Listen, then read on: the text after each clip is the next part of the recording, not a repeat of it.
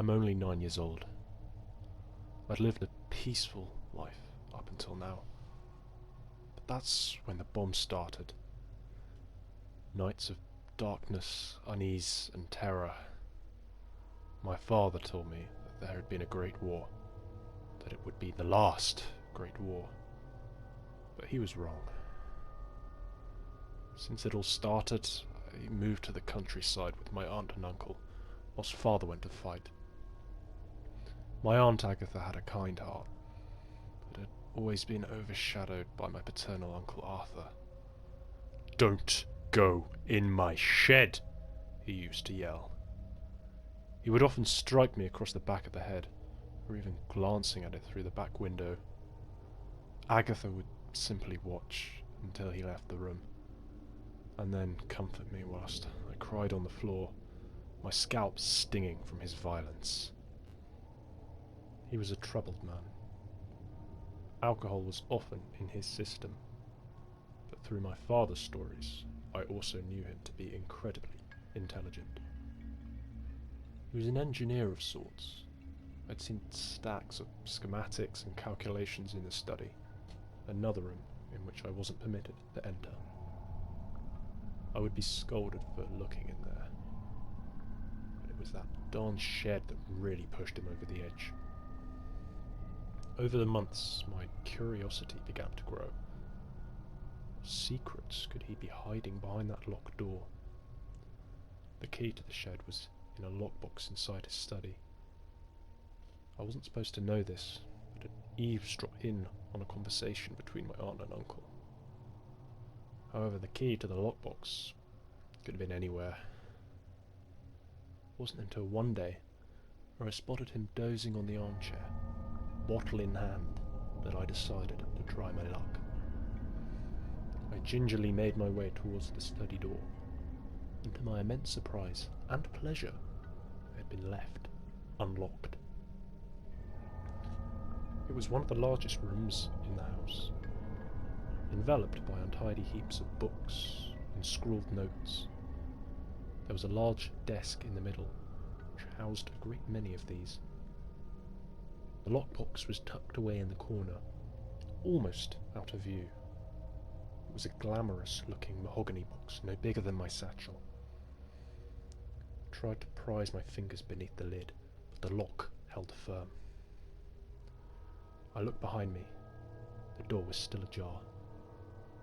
A faint sound of snoring was drifting through. I picked up the box, and with all the might I could muster, thrust it to the ground. It created a loud crashing sound. I'm sure it must have woken my uncle. The box now had a large split down the middle. I pulled it into two pieces with surprising ease, and the large iron shed key fell to the floor. The snoring had stopped, but I heard no footsteps. I grabbed the key and stupidly made no effort to cover up what I'd done. Sneaking out of the room, I peeked towards the sitting room to check on my uncle. I was horrified to see him rooted at the end of the corridor. He'd seen me come out of his study. He slowly took steps towards me, removing his belt as he did so. "What do you think you're doing, you little bastard?" he grunted, as his steps were getting faster and wider. Speechless, I took off towards the kitchen, towards the back of the house. The door to the garden was locked. Damn, I thought to myself. I climbed up onto the work surface and scrambled out of the open window with haste. My uncle would be too large to follow through. "Get back here!" he yelled, as I heard him struggling with the back door frantically. I sprinted towards the back of the garden, but tripped over a plant pot a few meters away from the shed. As this happened, the kitchen door slammed open with excessive force. Forcing myself to my feet, I jammed the key into the lock. My uncle was getting closer. He kicked the pot out of the way as I slipped into the shed and locked it behind me. His large fists pounded on the door. "Out! Now!" he screamed. I slowly backed away as he continued to assault the door. I continued to back away until I hit, almost tripped over a loose plank on the floor of the shed. As this happened, my uncle ceased his attempts. He was walking away. I was okay, but would be in for one hell of a beating once I got back. I looked around the shed. It was completely empty. Nothing in sight apart from small windows either side. The loose plank rocked about underneath my feet. Getting curious, I knelt down and pulled it out of place. It was grubby inside, but I stuffed my hand inside to see what I could find. A leathery object passed my hand, and I pulled it out to see what it was.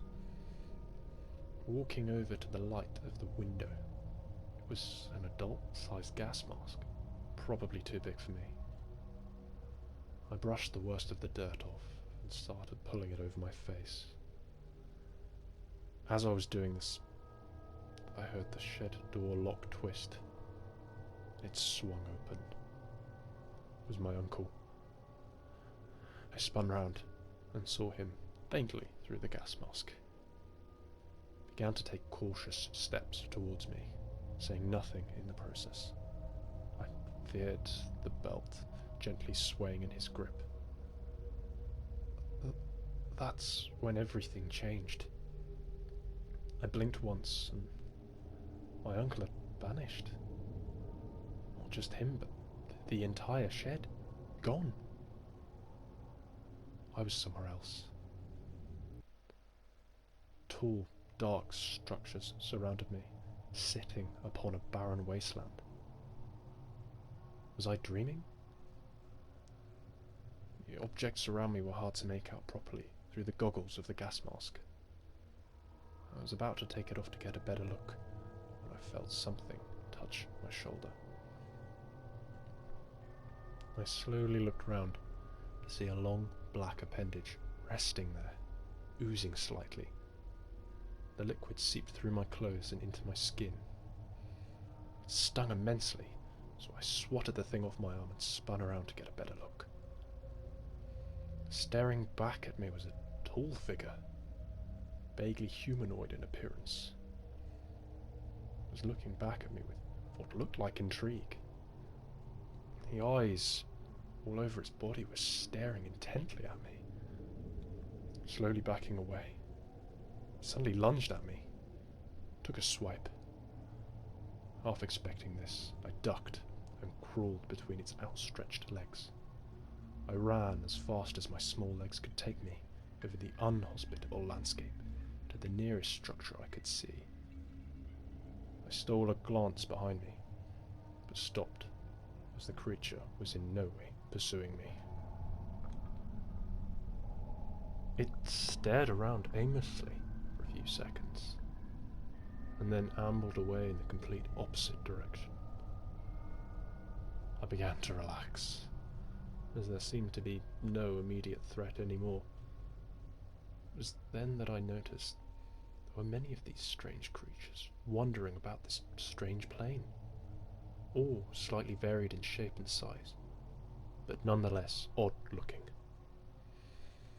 I slowly made my way over to a tall, skinny structure. It was monolithic-looking, and appeared to absorb all light around it. My arm trembled as I slowly outstretched my fingers to touch it. It was like ice. A flash of pain shot through not just my fingers, but my entire body. Taking a few steps back, I decided it was best to avoid these structures for the time being. My hand started to feel slightly stiff, and I turned to re-examine my surroundings.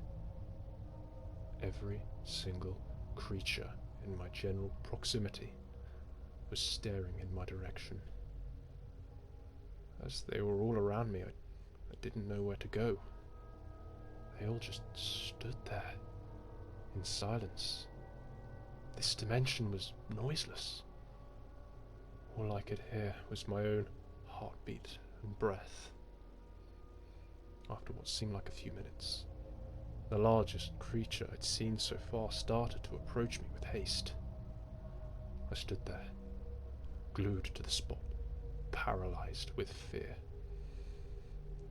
It slowed down as it got closer, and came to an eerie stop a few meters away from me.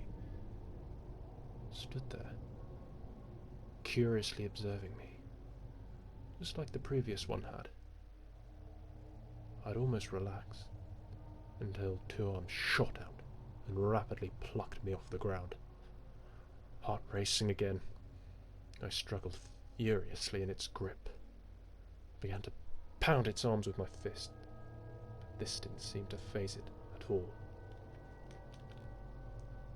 It pulled me right into its face and observed me very closely. It had grabbed me by both sides of the mask, so I started to pull, try to wiggle free. Its grip was strong, but I slowly managed to pull myself out. It was a 7-foot drop, and I'd probably injure myself falling, but anything was better than the embrace of this thing. After a great amount of effort, I suddenly popped free from the mask. My body hit the ground first, with my head following with a sickening thunk. All went dark. I came to after what seemed like hours. As consciousness slowly returned, I felt my body rumbling slightly in a seated position. Still slightly dazed and confused, I awoke in the passenger seat of a car. Driving it was my mother. She didn't look at me as I woke. "Mother," I said, What happened?" "Your aunt and uncle can't have you staying with them any longer, I'm afraid," she said, with her eyes glued to the road. "Why?" "Well, vandalizing Arthur's office isn't exactly good behavior now, is it? I'm taking you to a friend of mine for a few days, until we figure out what to do with you," she said in a rather stern voice. I glumly stared out of the window, watching the fields flit by. It was the last I ever saw of my aunt and uncle, as well as the mask. I tried to return to their home many years later, but it had been demolished. To this day, I still wonder if I dreamt the whole thing.